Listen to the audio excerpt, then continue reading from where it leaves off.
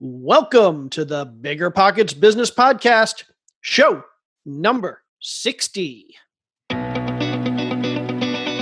Welcome to a real-world MBA from the School of Hard Knocks, where entrepreneurs reveal what it really takes to make it.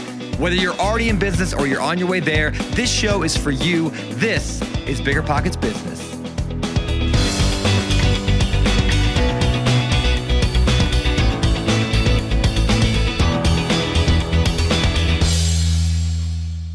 How's it going, everybody? I am Jay Scott. I'm your co-host for the BiggerPockets Business Podcast, and I am here again this week with my amazing wife and co-host, Mrs. Carol Scott. How's it going today, Carol? Doing so well. Thank you. And listeners, I've got to tell you, I'm so absolutely looking forward to our conversation today. We have just such a wonderful guest who is really ready to share a very, relatable entrepreneurial journey. She had a super successful corporate career, balancing that with being the mom of a young child. And she saw a business need really based around one of her passions. So she was like, I want to do this business. So she wrote up a vision, took it to the banks. The banks shot her down, but she's like, whatever, I'm doing whatever it takes to make this happen. And she really did. Super inspiring. Yeah, we really looking forward to this interview. So our guest today is Tammeca Rochester. She is the founder of Harlem Cycle, which is a fitness cycling studio in Harlem, New York. And yeah, as Carol mentioned, she started this basically as an opportunity to solve a personal frustration that she was having with local fitness studios. And this desire to solve that problem grew into a business, and that business is now starting to expand throughout Harlem, throughout New York. And yeah, great interview. Tammeca talks all about how we deal with partners, or how we should be dealing with partners, how she's bringing her son into the business. She talks about the value of networking. I mean, just great tip after tip for any entrepreneurs out there that are kind of looking to make that transition from a corporate job or a regular job into the entrepreneurial world. She didn't start with any grand plans of having a huge business. Really, this was just an opportunity born out of a frustration that she had. Absolutely great interview. If you want to learn more about Tammeca or anything we talk about in this episode, check out our show notes at biggerpockets.com/bizshow60. Again, that's biggerpockets.com/bizshow60. Okay, now without any further ado, let's bring Tammeca Rochester onto the show. How you doing today, Tammeca? I'm good. Thank you so much for having me. Tammeca, thank you so much for joining us today. We are so looking forward to your conversation. So I have to tell you, before we had this chat, I went onto your website and I was blown away by so many amazing reviews. And a couple recent ones, I'm guessing you've read them, of course, but I want our listeners to hear them. Okay. Depends on how recent. Exactly. It's good stuff. So one is, energetic and positive workout, great pace, just what I needed after 3 months of quarantine and eating. Gotta love that. We're all feeling that, right? And then the next one was, so glad Harlem Cycle is offering these live stream classes and keeping us strong through the lockdown. Go Harlem Cycle. So I think it's just the greatest thing that you are clearly making an outstanding impact, not just in your local community, but by doing virtual lessons and people in lots of other locations as well. So can't wait to hear more about your success in doing that. So before we get to the backstory of how Harlem Cycle started, can you please just let our listeners know, what is Harlem Cycle? Yeah, so Harlem Cycle is Harlem's first and only indoor cycling studio. We're a fitness studio that focuses on indoor cycling, but we do have some mat-based classes, signature classes that focus on low-intensity interval training. That is awesome. Okay, I need to stop right here and I just need to reinforce how awesome that was. We've done 50 some interviews now on this show, and that was the perfect example of an elevator pitch, a perfect elevator pitch. I would tell every entrepreneur, you need to have that couple sentences, that 15 to 30 second, just absolute nailed down pitch. When somebody asks you what you do or what your business does, just to be able to break it down that cleanly instead of saying, well, we sort of do this. So just, I think there's your first lesson for anybody out there listening. Have your elevator pitch nailed like that. That was awesome. Thank you. I always say it has to be 2 sentences or less. No one has the attention span anymore. 2 sentences or less. Absolutely. Okay, so I want to get to Harlem Fitness and talk about Harlem Fitness. But before we get there, I'd love to kind of jump into your backstory, figure out where you came from and how you got to start Harlem Fitness. So can you tell us a little bit about your backstory? Yeah, so I'm originally from Jamaica. We came over to the U.S. when I was younger, but I grew up in Atlanta. And so growing up in Atlanta, the thing to do was ride your bike. Like all the time, you knew where everyone was because of how many bikes were parked at their driveway. That was the thing to do, was just riding your bike. So, progressing through my career. So I ended up going to Spelman College for my undergraduate degree in mathematics, then Georgia Tech. So it was a dual program, 5 years. You leave Spelman and go to Georgia Tech and get your engineering degree. So I ended up with a mechanical engineering degree. And then from there, I worked at Colgate in New Jersey for several years in manufacturing.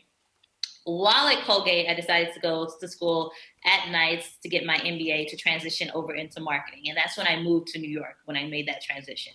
Now, when I made that transition, life got hectic and crazy. And that's when I discovered indoor cycling because of the pressure of a new job. And at the time, I just had my son. So I was also trying to kind of lose the baby weight and find a stress relieving activity. Someday someone just mentioned to me, it was like, you should always do things that used to make you happy. And I thought, well, the only thing that used to really make me happy was riding my bike in the streets of Atlanta. So I had rented a bike. My son was like 4 months old. I put him on the bike. They had the little seat that you put the baby in on the back. And we took our bike to Central Park. It was literally the scariest experience of my life. Like I was trembling and came back. Riding your bike in New York City is not the same as riding it in Atlanta. Everyone's training for something. Everyone's a professional. You have to make your way through traffic just to get to the park. It was just so scary. It was just the worst experience. It completely ruined riding my bike for me. And I remember coming back to work and mentioning this story to a coworker, and they were like, well, why would you try to ride a bike with a baby anyway? Go to indoor cycling class. And I was like, oh, what's that? So I had no idea. And I tried an indoor cycling class, absolutely loved it. It was like, wow. So 45 minutes all to myself, music, everyone's riding to a beat. It was so much fun. And so I continued to go during my lunchtime at the Midtown Studios. Now, the interesting thing is, after that, the first time was just so interesting because it was like, wow, this is new. I like it. This is great. I'm getting a real great workout. Plus, there's just like this connection of people. But after that moment, I started like paying attention a little bit more. Like, okay, I don't really like the music that much. It was just like the newness of it that was really great. I didn't really love the music. I loved the facilities. They were always very clean, very friendly when I came in. They had all the free good, luxury soaps and things you can take on your way out. Loved all those little amenities. But I didn't love the music. And the culture was a little weird. Just got kind of a weird energy from it. So I started looking for other places outside of that Midtown area that did indoor cycling. And I found that our local YMCA up in Harlem had a cycling class. Now, absolutely loved the music. Like, it was everything I listened to growing up. We're Jamaican, so I always listened to soca and reggae and reggaeton and all those kinds of music. And so that instructor always played it. And I was like, found it. Now, here was the problem. You had to come an hour before, put your name on a list, and maybe you got a bike. Like, there was no guarantee that you'd even get a bike. Facilities, there was always like a bike broken or things like that. It definitely wasn't the downtown studios where I was so accustomed to these like nice facilities and these nice, reservation systems. And I thought, well, why do I always have to, like, there was always a trade-off. I had to settle for something. And then one day I was just out running and I thought, I'm not satisfied with my options. I think I can do this. And then 5 months later, Harlem Cycle opened. That's crazy. So one, you started a business to solve a problem that you had that you probably assumed a lot of other people had. So I love that. Number two, I was expecting like you were going to come on and you're going to say, yeah, I was always into fitness. And from a little kid, I was like going to the gym all the time. And I always wanted to be an entrepreneur. But no, this was kind of like you had a corporate job and this was just a hobby. And you said, I need to do this better because I don't like the offering that is available to me. So I'm going to make a better offer. So that takes guts. Like, what was your thought process behind like the trade-offs of I have to leave my job to start a new business that's crazy. So I actually stayed working for the first year. Okay. So I managed to do that full time. So I'd wake up 5:30 every morning, drag, at the time my son was 4, drag Mikey out of bed. We'd come to the studio, open up, let the instructor teach, and then we'd take him to daycare. And then I'd go to my office from 9 to 5, 5 o'clock on the dot. I gave Colgate no extra minutes. 5 o'clock on the dot, I was out the door, picking my son back up, and here opening up at 6. And we did that for a year. I would not necessarily recommend that as a strategy for opening a business. I actually ended up gaining 40 pounds my first year of opening a fitness studio. Like, the level of stress was just unbelievable. I mean, we were working from 5 a.m. till at least 8:30, 9 o'clock every single night, open 7 days a week. It was super stressful. You'd come in here all the time. Every night you'd see Mikey eating his dinner at the desk and playing with his toys in the lobby. It was super stressful. Physically, it took a toll on me.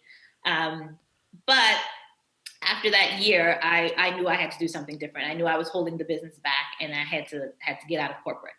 Very cool. I'd like to talk even more about those early days, about that first year when you ironically gained that 40 pounds opening a fitness studio because of all the stress and all of those steps that were necessary to get this business launched. So can you take us back to those very early days, like talk about how you found the location, about building it out, all that type of stuff? What were kind of the mechanics and how did you go about them? Yeah, so I will say for any business owner starting a business, the first thing you need to do is write down your plan. And so I, was out for a jog one day and saw this vacant building and it had a for rent sign. I was like, ooh, would be great if there was a cycling studio right here. And that was really what started me thinking about there should be a cycling studio in Harlem, like right here up the street, and run to, go right back home. And so I reached out to actually whoever the broker was on the building and just asked them about, like, what's the pricing for a space like this? How much is it per month? They came back with a number which seemed outrageous, just completely outrageous. But as I was talking to the broker, they were like, well, what are you trying to do? Maybe I have something else in mind. And I was like, well, this is what I'm trying to do. And I was like, give me a week. Let me get back to you with real details on what I'm trying to do. And I took that week, wrote my business plan, but most importantly, looked at financials. So he had given me kind of a general ballpark of what commercial rent would be like in the city.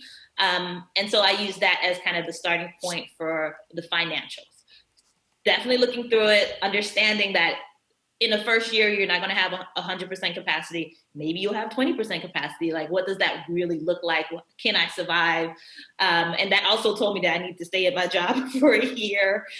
So I really took the time to write out the plan, look at the financials. Then I called him back in a week and was like, hey, can you show me some stuff? Here's my budget. So that was the biggest thing. I couldn't tell him what I wanted when I first spoke with him because I had no idea what I wanted and what my budget was. So I came back with him with, here's my budget. Now, can you show me? Then from there, I put in like 3 applications at different locations, and they asked for everything. I tell people to this day, I'm not even sure if he's still mine because I had to commit so much to getting a location.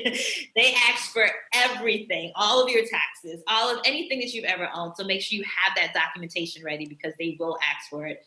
But then from there, I, reached out to a design agency, and they're critical in the city. I'm not sure about different locations, but in the city, it's critical because you need someone who can tell you the zoning, the permit process, how to build out, how to find your contractor.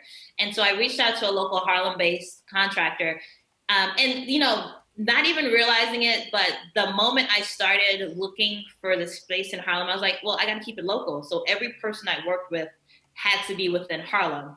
And that was also part of the mission, was like, we're here to help the community. When I started writing the business plan, it was like the vision is to change this community, to bring a healthier lifestyle, to do all this. And I was like, well, then everyone that works here should at some point be invested in this community. So all of my contractors and designers all had to be from the community. So I reached out to a design firm to give me a kind of a quote on, what this would be, which was great because I had no idea like how to do soundproofing. I had no idea how to do tiling, painting, none of those. No, I'm not that handy. Don't let the mechanical engineering fool you. We don't actually physically do it ourselves. So this is this is something I really love. I'm like stuttering here. Sorry. there's so many entrepreneurs or wannabe entrepreneurs, and I know I'm like this as well, who think, okay, before you start, you need to understand everything. You need to have your business plan. You need to know what your location's going to be, how you're going to design it, how you're going to build it out. And in my experience, that's the thing that kind of keeps so many of us from taking that next step, because we feel like we have to know all the answers up front before we get started. But what I hear you saying is this was an iterative process. You made the decision, I want to start a cycle studio, but you hadn't thought about where, you hadn't thought about what type of building, you hadn't written your financials out, you don't know anything about the design or the build out, but you said, okay, I'll learn as I go along. So, I mean, was that daunting for you? Is this, or I mean, what were you thinking during this time? Were you thinking like, oh, I can't do this? Or was it just, yeah, I'll figure it out? For me, it was more of a, I'll figure it out. Like, it can't be that hard, right? I think this is where they always say entrepreneurs, there's two kinds of entrepreneurs. There are the business focused ones, and then the ones that are crazy. And I think I'm the crazy one. In the sense that I thought, well, I will figure this out. This is not rocket science. This is creating a space for a community to do health and wellness. It's a basic necessity. We can figure it out. I did not even get my cycling certification to teach until a month after I signed my lease. I didn't start teaching until November when we opened up in April. I hired instructors and had them teach me how to teach. So, I totally hear what the business people and entrepreneurs, future entrepreneurs are like, well, let me write this really extensive plan. And I did. I took the time to write. I took a week, wrote out the plan. It focused on making sure that I had the details that were needed to make sure that my budget was there, my financials were in order, that I could actually do this. And then from there, everything else was, I'll figure it out. I'll either hire the right people or could start reading, start Googling, start YouTubing, start figuring it out. And so for me, it was more of the latter of just being crazy and figuring out. Yeah, the plan isn't so much for other people. The plan is to figure out the questions that you need to answer. And even if your plan doesn't answer all those questions, at least it lets you figure out the questions. Exactly. So as I was writing the business plan, it really helped me kind of hone in on, well, why are you doing this? Because I needed a space for myself to enjoy music and this, but it was, well, how many are there other spaces out there? I had to do the market research to see, was I just not looking for a space? Were there spaces out there and I just didn't look for it? Or was there really a white space and an opportunity for a fitness studio in Harlem? And so from doing that research also helped me kind of define my idea, looking at how other studios were doing it and looking at what they were lacking. And the great part about it too is, instead of waiting for myself to be the expert, Harlem Cycle was designed from a consumer perspective. So not from a fitness perspective, but from a consumerist perspective. So our experience and our rides are based off of what a consumer would want, which is exactly how, as I look back, is how I would have wanted a studio to be designed, because that's who you want to enjoy your business. So even as I opened, my instructors were like, oh, you should do this. And I'd be like, no, nobody wants that. No one's like, when clients walk in, I wouldn't have wanted that. Like, no one wants that.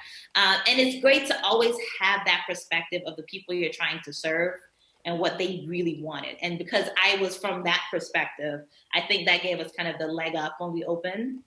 So people came in and immediately saw like that experience part of us, really taking them through those classes. That's really cool. And it sounds like that perspective is what really drove so many decisions in the beginning, right? Yeah. Because you said it, that you really, at the end of the day, you just boiled it down to, you wanted to create a space to increase community health and wellness. And it sounds like all the decisions you made in driving this customer experience were all wrapped into that overall perspective, which helped you focus in on what really needed to happen to make it a really successful enterprise. So how did you go about gathering the information about what the customers wanted, what your clients were looking for?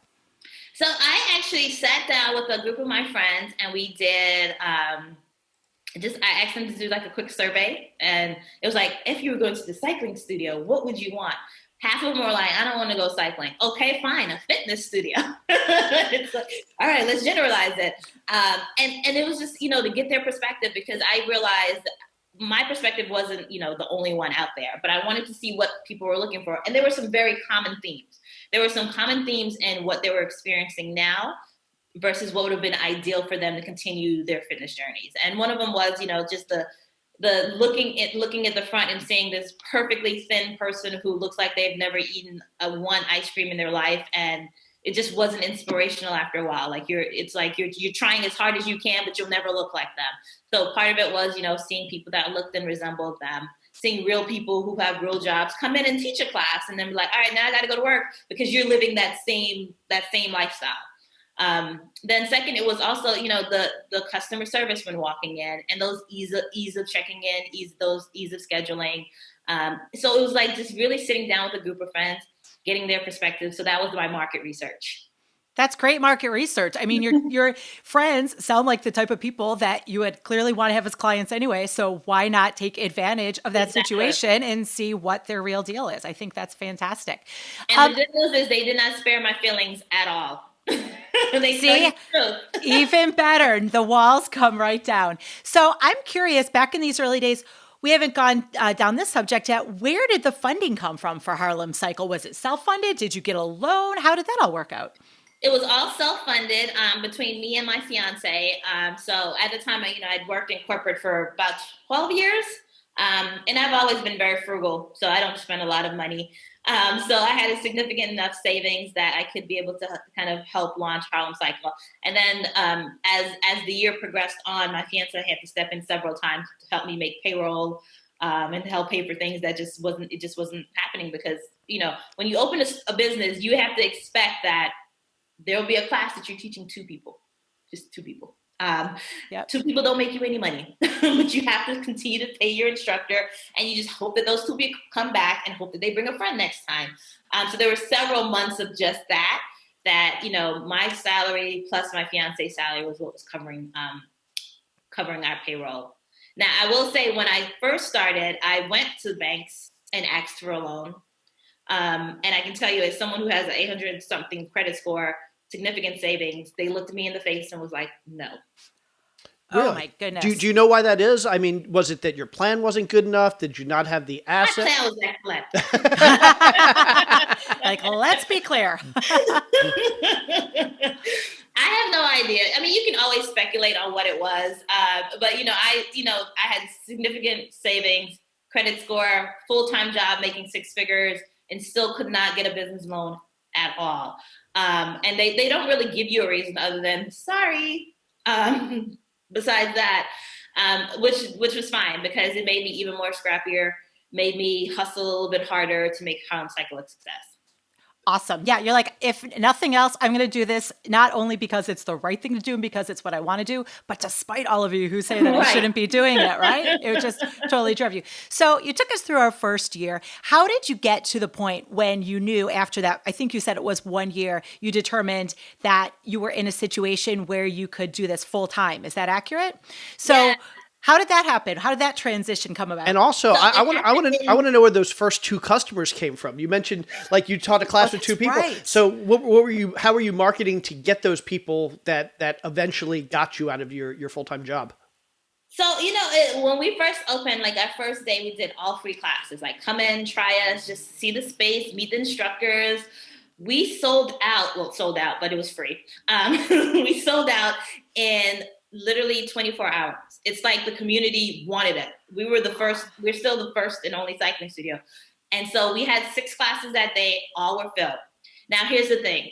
I have never seen any of those people again in my life. I've never seen any of them. Free people are free people. They look for free. And so the interesting thing is, while we were having classes that day, we were getting sales, but these people weren't coming in. So people were starting to like book classes nice and slow and were buying packages. They were already committing to a space they hadn't even seen yet, which was it was boggling to me because I told you I don't spend money. So when I do, I take my time to research. Mm-hmm. So I would normally go in, take a first class and then commit to a package. But there were some people who had already committed to packages. And they were just finding out from social media. Like I started Instagram and Facebook and was just, putting it out there and using hashtags for Harlem and Harlem business and fitness. And that's kind of how it spread. And then I asked every person that came for the free classes, so I could get something back from them, was to take a picture while you're here and share it on your social media. So at least your friends knew that you were here. It started spreading the word kind of organically about how we were here. So it was mostly social media that really put us out there. I didn't start doing any kind of paid advertisement until a year in. That's really cool. And can we touch a little bit more on one specific point you talked about in there? And that's the one of people committing to packages. Can you talk a little bit more to our listeners about why package pricing and committing to packages works for a business? Because that is not always such a familiar concept with everybody. Yes. So that is what keeps us alive, packages and commitments. So this is also the thing. Fitness is a strange kind of market because I don't lose you to another business. I don't lose you to Soul Cycle or Flywheel or the YMCA or to another studio down the street. I lose you to your couch. And that is a hard thing to compete against. So you have to stay committed. If you know that you have 10 classes and you have to use them in 30 days, you will take 10 classes because you don't want to lose your money. Now, if you just buy one class here and you're like, well, I'll buy it the next time, there will always be something else that comes and grabs your money before it's time. You will always find something else to spend that extra money on before it's fitness. So fitness is usually the last thing that people will commit to. So you have to sell packages. You have to get them to commit in advance. And it's just part of culture that you take care of yourself last, which is really terrible. We should always take care of ourselves first. You know, self-care has become a new hashtag, but it is something that is really important, but it's always been seen as the last thing to do. So you have to make people commit to a package, commit to your business. And that's really what keeps the business going. Super. Wow. So it's really interesting what you just said, because we always think about how do you compete against the big boys in your industry, against the big competitors. And like you said, in the fitness industry, it's not necessarily competing against your competitors, it's competing against laziness in the couch. And so the fitness industry has a whole set of challenges that a lot of business owners don't have to worry about. We like to think of our product as a necessity, but a lot of people just decide, oh, I don't need your product at all. And they don't go across the street. They don't go anywhere. They don't go anywhere. Yeah. And it's crazy. You know, it's very rare. If you come to us, it's because you came to us because we're in your community, because you see what we're doing, because you like our rides, because you like our music. And we're so different from the other studios that you won't like them. And so you just end up not doing anything, which is the worst for your health. And that is so hard to get you back off that couch, because now you've started filling your time with, you know, your favorite shows or things you do. And it's so hard to get you back. So, okay, so we get through that first year, and I know this is a huge question that our listeners are always asking, is how do we know when it's time to kind of make that leap? How do we know when it's okay to say, I'm going to go all in on this? How did you make that decision? What did you look at? What was part of your decision process? So for me, it happened in November 2016. So we had opened in April. November 2016, I made my first $10. $10 full dollars. I could pay payroll. I could pay all of our commercial rent. I could pay everything. And there was still $10 left in the account. Didn't have to move it from my check. Didn't have to ask my fiance for anything. We had paid all of our bills. And that was November. And it was like a light bulb for me. When I went into the office at Colgate, I was looking around like, I don't need to be here anymore. It was just so much going on. And then, with work, it started finding out about me having the studio. We had gotten some really great press.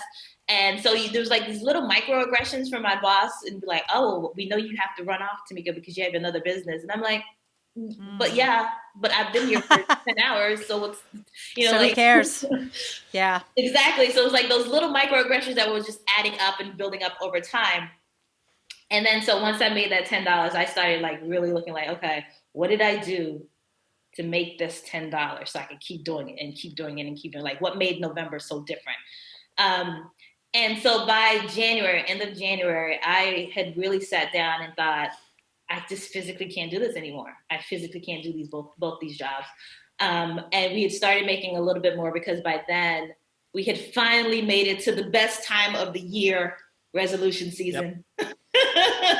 The best time of the year for fitness is resolution season.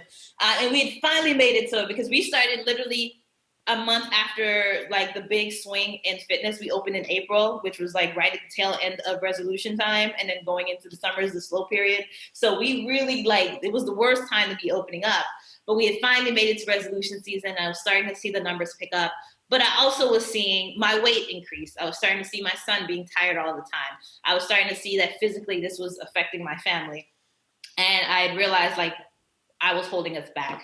So it was just kind of a wake-up call of first making those $10, but then taking a step back and kind of looking at how it was physically affecting my family.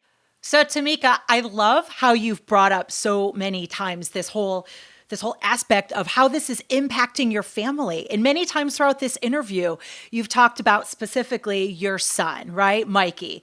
And I think it's so incredibly powerful that he was there with you in this business since even the business was just a spark of an idea. You talked about in the beginning of this interview, you talked about riding through Central Park with him on the back of your bike. And Jay and I, as business owners, we've worked really hard throughout building our businesses to make sure that our children are integrally involved.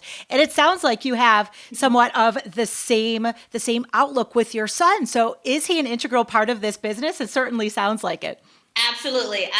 When people say who owns Harlem Cycle, I'm like, it's owned by Tammeca and Michael. And he'll tell you he's an owner. So when you walk into the studio, he may be the person at the front desk that checks you in. And he's 8 years old. He's that integral. And, sometimes my front desk manager will be like, Mikey does this better than me. And I'm like, well, yes, he does. Clearly. Like, I don't know why we're surprised. Right. He knows all the clients' names. He knows how to check them in. He knows how to change over the studio in between classes. He rides during classes. And since we've been doing a live stream, he'll co-teach a live stream class with me. So we even have a mommy and me class. That is, I have no words. And of course, emotional me, I have tears in my eyes, of course, shocker listeners. But that is the coolest thing. So you have really found all kinds of ways for him to be not only involved in this business, but to full on own this business with you. That is really, really cool. Do you have any tips for our listeners, perhaps, because we hear this from a lot of people, Tammeca, a lot of women especially, who are always like, I want to be able to open a business, but my reality is my number one priority, in addition to my full-time job, is making sure my children are taken care of. Do you have any tips on how we can make sure we get our kids involved so that everybody wins? Yeah. So my first tip is don't separate them from the business. They actually want to do it and they learn a lot. Mike is very outgoing, very great at speaking with people. And that's a skill that we want him to have. So to me, people are always, well, what about the balance? There is no balance. Everything has to be connected. So my tip number one is making sure they are a part of the business, making sure they feel invested in it with you. And it's okay. It's okay to bring your kids to work. It's okay to have them at the front desk. There is no person out there who will be offended by seeing a little 5-year-old at a front desk checking you in and learning how to pronounce their name. Everyone thinks that's cute. And the person that doesn't think it's cute, you probably don't want them in your business anyway.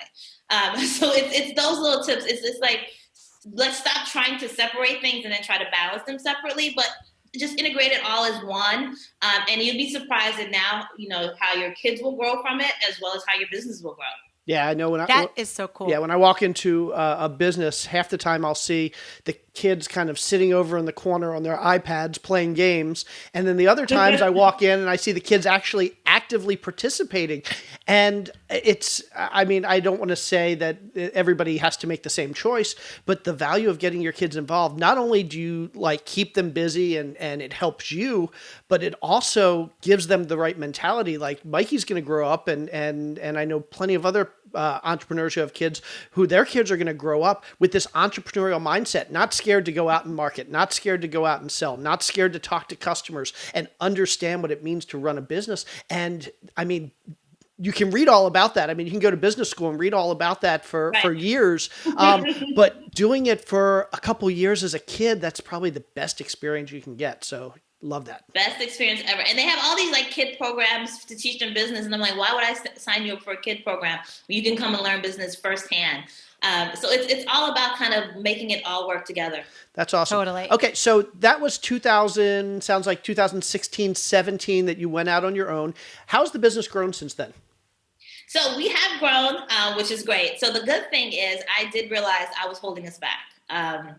The moment I was able to step away from my full time and focus more on the business, we saw exponential growth. Like we grew over 100% with it by 2017. And we've just been growing 40-50% since then. We're poised now that we're opening our second studio this year. Congrats. So it's great. 4 years That's later. Awesome. And so is that also going to be in Harlem? Yes. So second one will stay in Harlem. We're making sure we corner this Harlem market first before we go outside. Got it. How big is that market, do you think? Well, so Harlem itself is, geographically very small. But the interesting thing is I get clients all the way from Brooklyn, Long Island, New Jersey coming into Harlem Cycle. And it's not, one of the things that I thought was, oh, well, it's because we're close to people's home and it's so convenient. But it's not that. It's one of the things, as I talk to my client that comes, she used to come twice a week from Long Island. And she's like, no, it's because when I walk in here, you know my name. It's because when I walk in here, you play music that I want to hear. It's when I walk in here, like people start saying hi to me. And so I realized it's not just, the location for us. It's more of how we've been able to kind of connect with our community that's coming into our doors. And so we're cornering that Harlem market first. And then from there, we're going to take ourselves outside of New York City. This is so cool in so many ways. I can't even stand it. So for this second studio that's opening up somewhere in Harlem, do you have a partner that's going to run it, or how's that working? And just kind of what are your thoughts on partners in general? No, my partner is Mikey. And he's already a difficult business partner. So before I opened the first studio, here's my thing on partners. For partners, I think it's very critical that you find the right fit. And find the right fit not only from someone who can bring equal amount of investment to the table, but someone who brings equal amount of value to the table. So before I opened Harlem Cycle 1, I had reached out to someone who was locally in the area that taught fitness and said, hey, I come with a business background. You come with fitness. I think, if you've ever considered opening a cycling studio, I would love to partner with you. They were super excited. It was just amazing. Yes, we worked together for a solid month before I realized this was not going to go well. One solid month. One solid month. Now remember, I moved fast, so it only took me 4 months to open the studio. So within that first month, they kind of wasted my time. But I wrote the business plan and sent it over to her to review, and she had no feedback. That was like red flag number one. Like at no point, you're not even reading through to kind of critically analyze a business. You have, if this person is not bringing value at that point. Second, she also mentioned that she did not have the level of investment needed after I put together the numbers. She didn't have any of the investment, not just a smaller portion, but no investment. And she also said that she suspected to be an 80% owner and 20% because she was into fitness and I wasn't. So, wow. Alrighty then. It's absolutely laughable. And the interesting thing was, so it's laughable now because I'm outside of the situation and looking back. But when I was in it and talking with her, it made me start doubting myself. I started thinking, well, maybe she has a point. I'm not in fitness. People in fitness in Harlem don't know me. I started to really question those things. But it was all smoke and mirror. And the good thing is, once I realized that this was absolute foolishness, that I was going to pay to have someone be a partner and they own more of the business and I do all the investment up front. And she also mentioned she didn't want the lease in her name. So she wanted all the liabilities in my name. Oh, right. Isn't that convenient? It's so convenient. All the liabilities be on me. You make no financial investment and you get 80% ownership. It seemed crazy. But this is one of those lessons for all business owners. Like, I, at the time, wasn't secure in myself to realize that I could do this because I wasn't in fitness. And it took seeing this level of craziness happening for me to realize that I am the best person to bring Harlem Cycle to Harlem. And I had to really like ground myself in that and really focusing and realize that I don't have to be in fitness to know how to hire good people in fitness or how to create a good business. I didn't need that.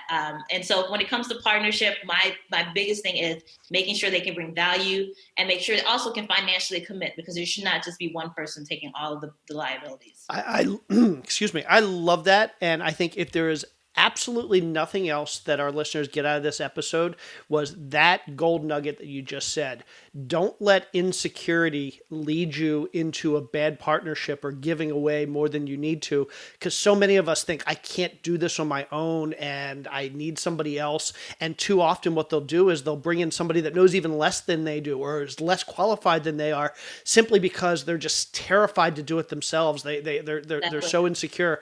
And so I love the fact that you recognize that and you realized, okay, well, maybe I don't know everything, but I can learn it just as easily as this person, and I don't have to give away 80% of the business. So I absolutely love that.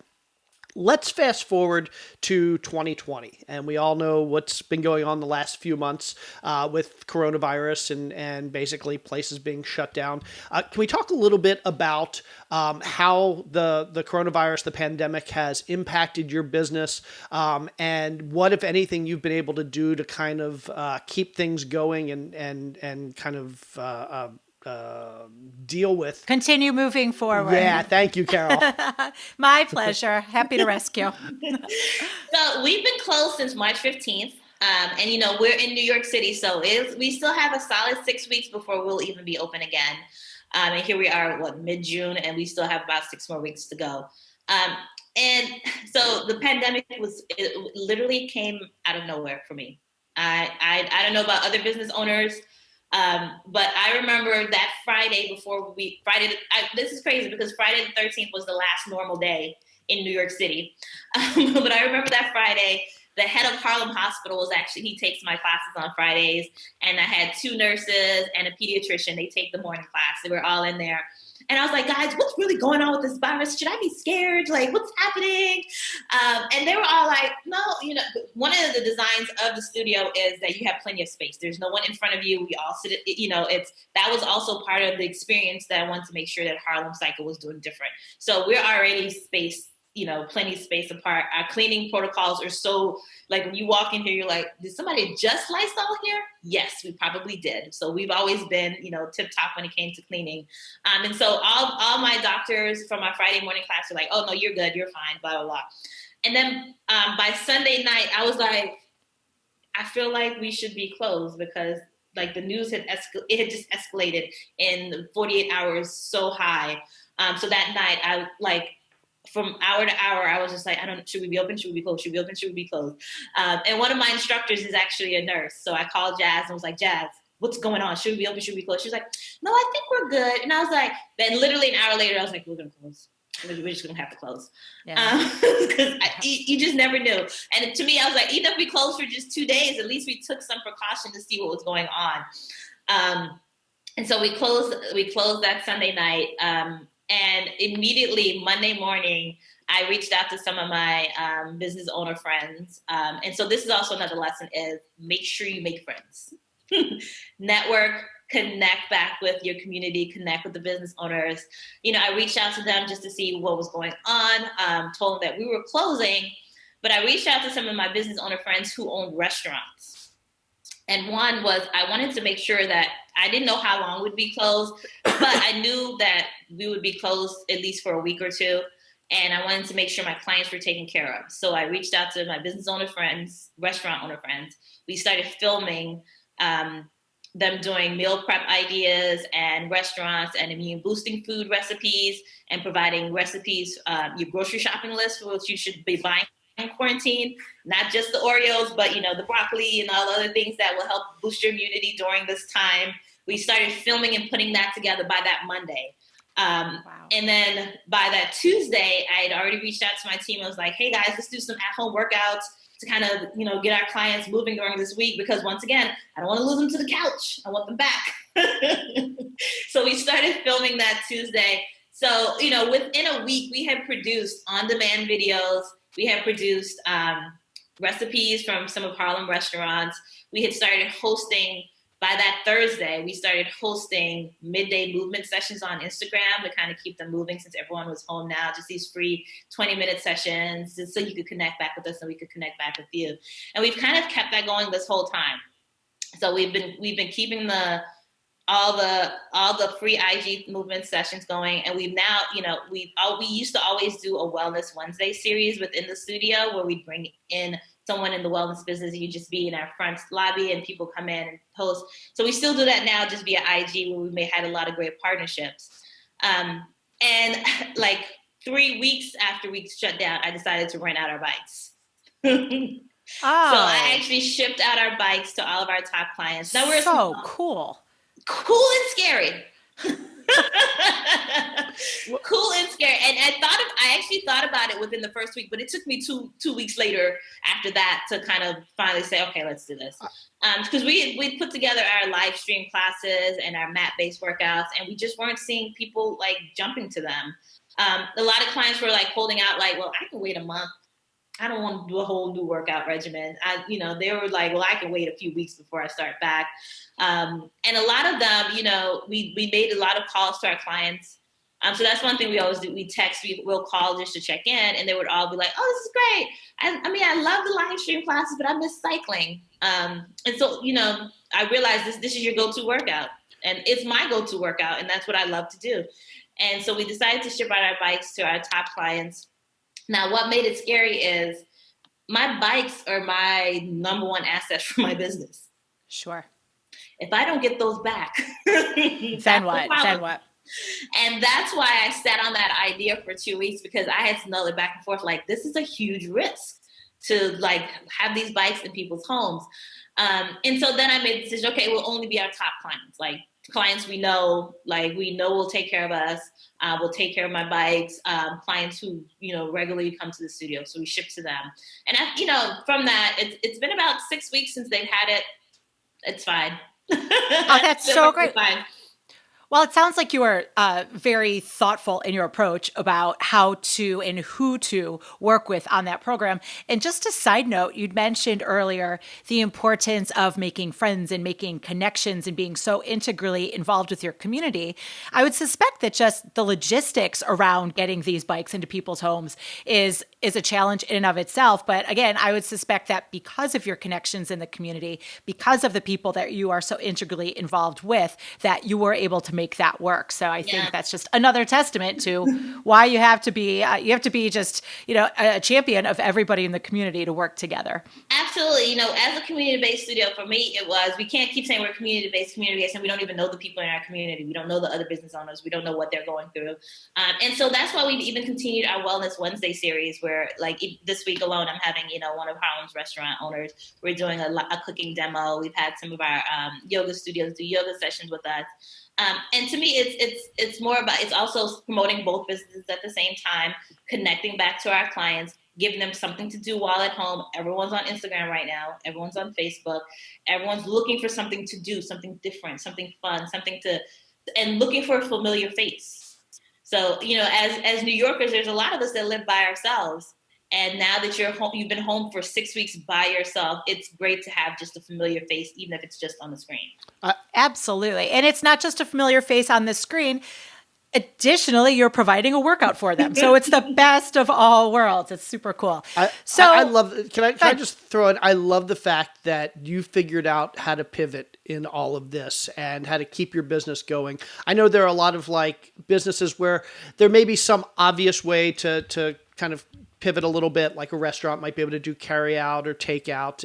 But there are a whole lot of service businesses like yours where I've seen entrepreneurs basically just throw up their hands and say, nope, this isn't going to work. I'm just going to go and sit on the couch for the next month or 2 months or 6 months, and I'll come back when it's done. And you didn't do that. You said, I'm going to figure out how to do this. And the fact that you can even say, I gave my bikes to my top customers, my top clients. How many business owners out there have no idea who their top clients are because they're not integrally involved in the business. They're not integrally involved with who their customers are. The fact that you know your customers and you can say, these are my top customers, these are the ones I trust. I mean, that's part of the reason why you've been able to do this. So kudos for that. No, absolutely. I've seen a lot of businesses that I haven't heard from them in 6 weeks. But that couldn't possibly be our approach to this. And I tell people now, I feel like I'm working really hard during this quarantine. I might need a vacation before we open back up because I've been working really hard on these pivots. I can only imagine. So I'm just curious, Tammeca, so many cool things here. So what's next in with Harlem Cycle for the next couple of years? What's coming down the pipeline? So we definitely having our second studio coming soon. We're also now working on a subscription program. So look out that other brand that I don't want to mention. We're coming. So we are looking for a subscription. We're working on a subscription program that will launch by end of this month. And so it's been a lot of filming and getting that together and just putting it all together. We annually have some events that we will continue to grow.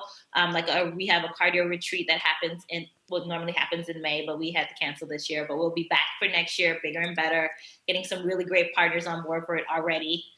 So that's the good thing. With all this time, people are at home. So people are responding to my emails already. So we're getting a lot of great partners on board for next year, getting those things already kind of solidified. And it's just from here, it's growth, making our programs bigger.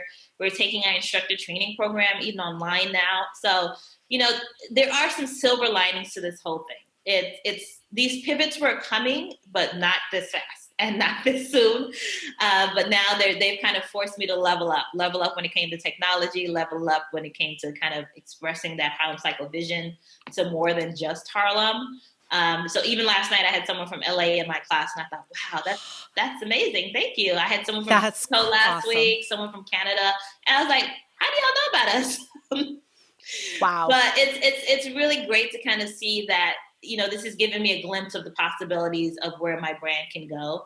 And so we're going to continue to pursue it and continue to push forward. That's fantastic. And once again, just a testament to the fact that you're not scared to learn as you go and iterate and figure out what's working and not working. And so many of us would just be like, oh, okay, I don't know what to do with this whole new world. That you didn't let that stop you. So it's just a great reminder to everybody out there. Just go try something. And if it doesn't work, try something else. If that doesn't work, try something else because you can figure it out. So love that. Okay, well, this is where I would love to jump into the last segment of the show that we call Four More, and that's where we are going to ask you the same 4 questions that we ask all of our guests, and then the more part of the 4 More is where we're going to give you an opportunity to tell us a little bit more about where we can find out about you and your business and how our listeners can connect with you. Sound good? Sounds good. Okay, so I'm going to ask the first question. So think back, what was your very first or your very worst job? And what lessons did you take from it that you've used in your business today?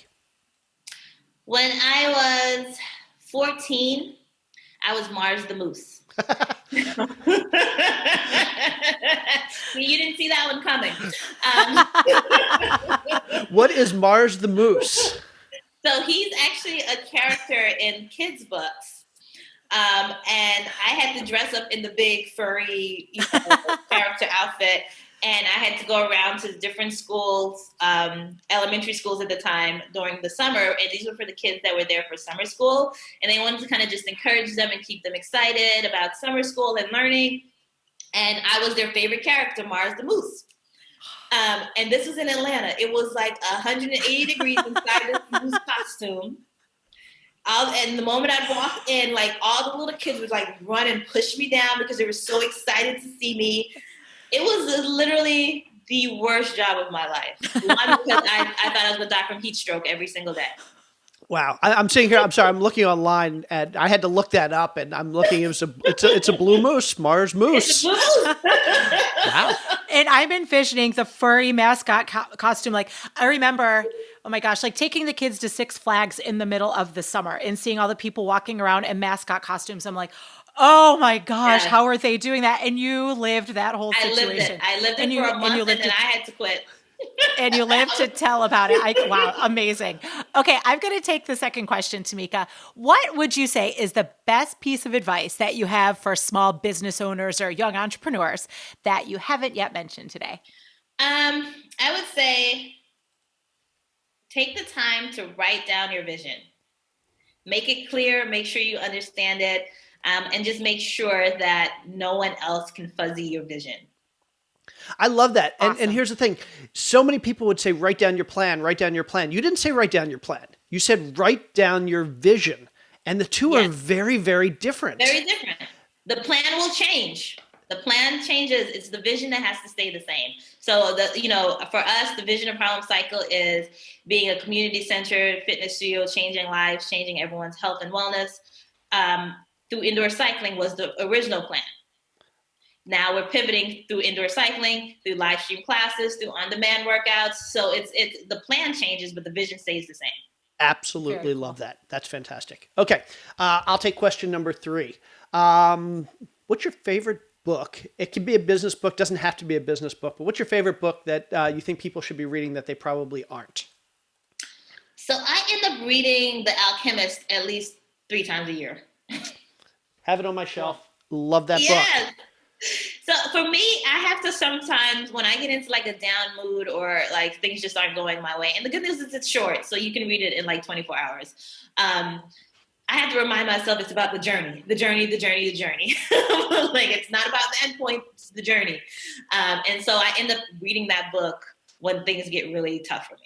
Great Excellent. recommendation. Yeah, and for anybody out there, it's a narrative, so it's a story. It's not really doesn't take a lot of brain power. It's quick, but it's impactful.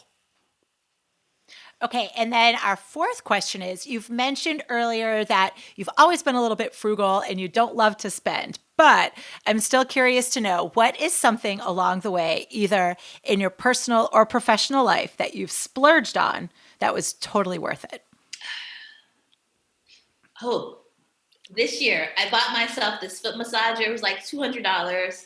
Ooh, I use it almost every day. And that Mikey is uses awesome. it almost every day too. So I love that kid. He's And got it figured out. he knows how to live life. But the good thing about it is for 15 minutes, I can do nothing but get my feet massaged and I can just sit there and relax. And so it's not really about how great the foot massager is, because it really is. But it like holds me down for 15 minutes of just like me time.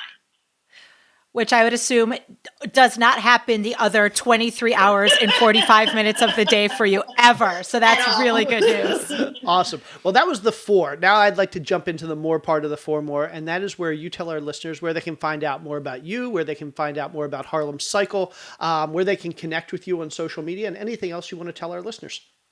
Awesome. So you can always find me online, www.harlemcycle.com. You can always email info@harlem-cycle.com. On social media, we're at Harlem Cycle across Facebook, Twitter, and Instagram. And me personally, you can find me on LinkedIn at Tammeca Rochester. Fantastic. Those will all be in the show notes, so check out the show notes for those links. Tammeca, this was absolutely awesome. Thank you so much for joining us this week, and I hope that that the coronavirus is over soon. You can get back to your in-person classes, and we look forward to having you back in a year or two to hear about your expansion. Yes, thank you so much for having me. This was super fun. Thank you. Awesome. Thank you so much, Tammeca. Talk soon. Thanks so much. Awesome.